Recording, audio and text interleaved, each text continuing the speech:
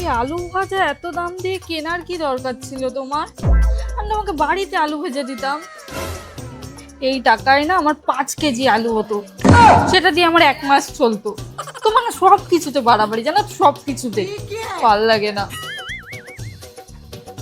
আলু ভাজা একটা দেশলাই কাঠি জ্বালাও।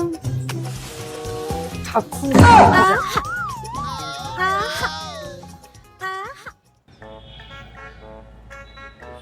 এই ও দেখো স্টারবাকস, চলো ওখান থেকে কফি খাই।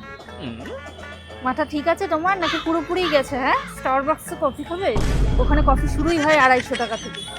এই 250 টাকা দিয়ে না আমার 5 কেজি চাল হয়ে যাবে। চলো চলো, তোমাকে ওই দোকান থেকে স্পেশাল কফি খাওয়াচ্ছি। 10 টাকা। আরে কি করছো?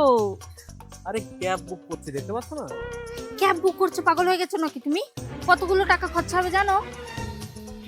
ওই দেখো বাস দাঁড়িয়ে আছে, চলো বাসে করে চলে যায়। মানে সব কিছুতে বাড়াবাড়ি না করলে তোমার হয় না, না? চলো।